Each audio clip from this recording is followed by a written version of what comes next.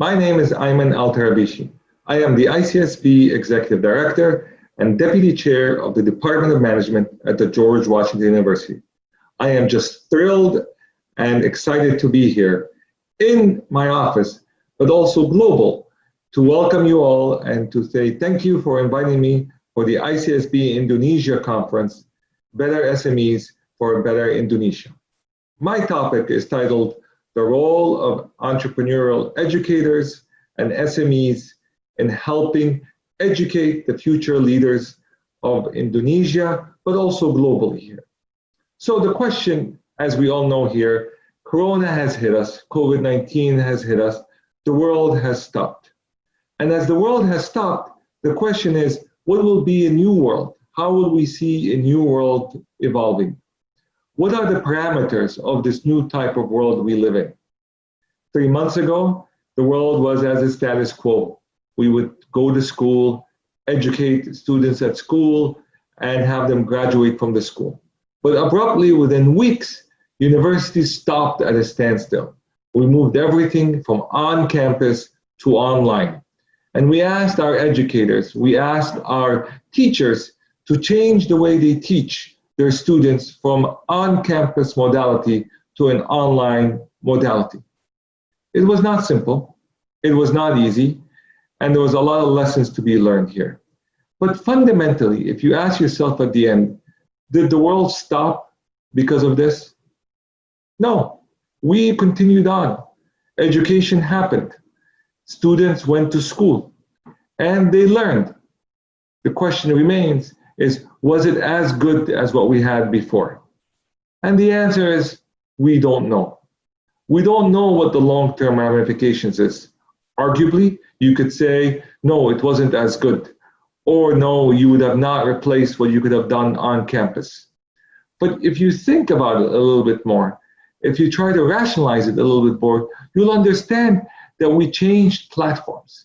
We changed the way we educate our students. Was it effective? I don't know. Was it creative? Absolutely. Was it innovative? Sure. Did the students learn as much as they were in a classroom?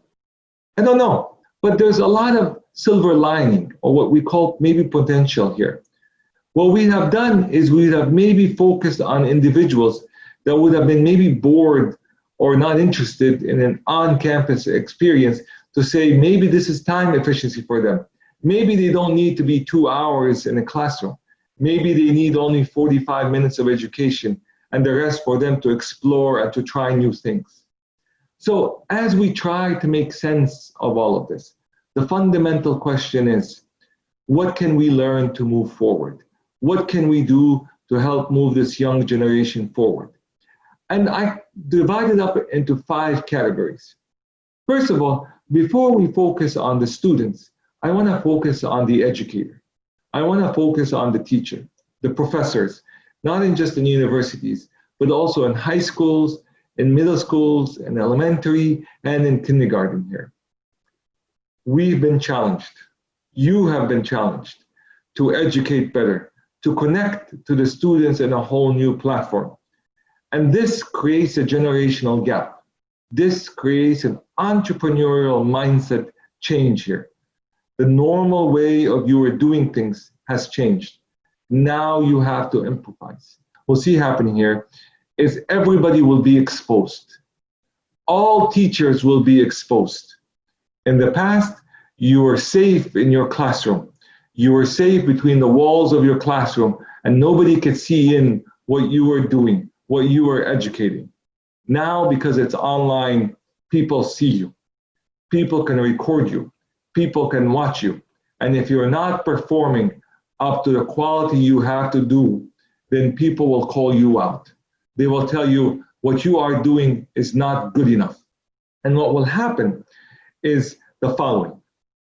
The 1/3 of the teachers and the educators that are really good will become superstars, will become exceptional teachers. They will become like movie stars, athletes, really famous individuals.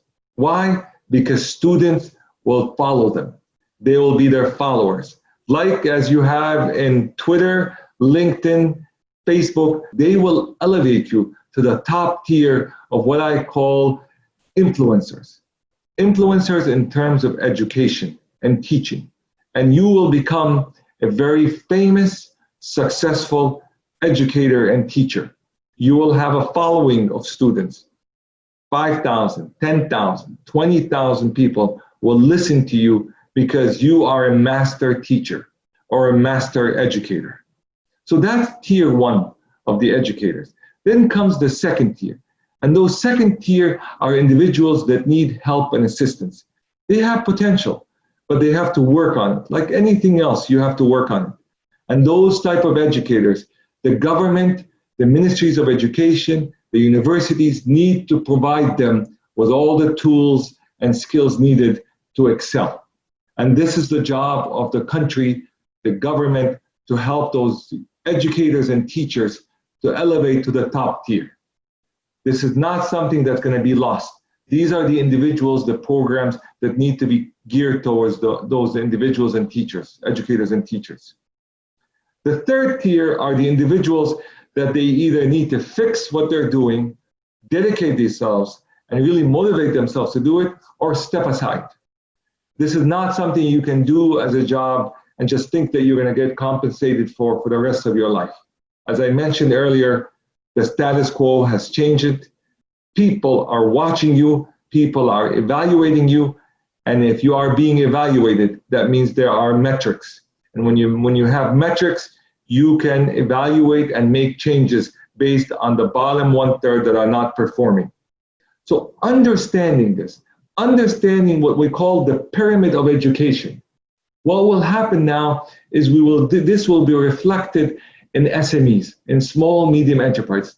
The same analogy, the same idea that the top 1/3 of small businesses, of medium businesses will excel, will prosper, because they're innovative, they take risk, they are proactive, and more importantly, they are humane. They know how to tie to society. Okay, so those SMEs will do extremely well. I can just imagine 1/3 of all SMEs in Indonesia becoming superstars. Then, similar to education, you get the middle third. Those are the ones that need government support, that need services, that need training, that need development.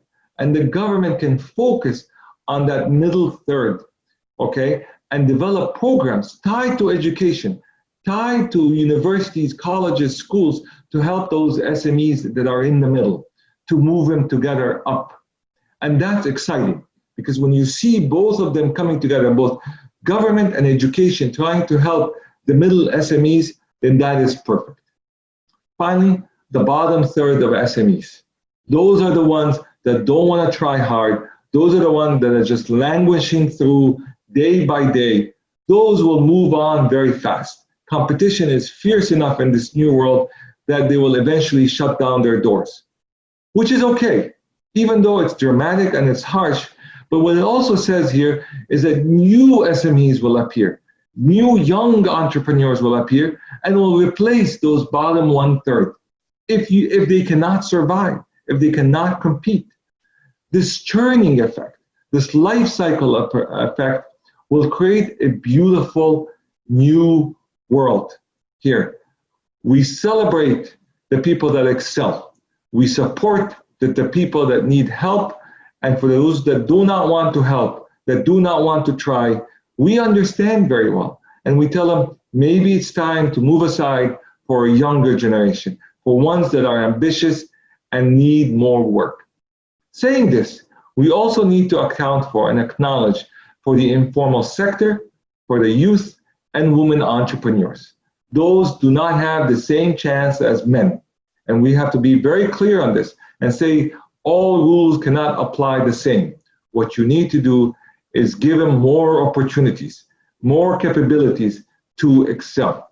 And that's the trick here, is this portfolio example of getting everybody together, but understanding it's not one size fits all.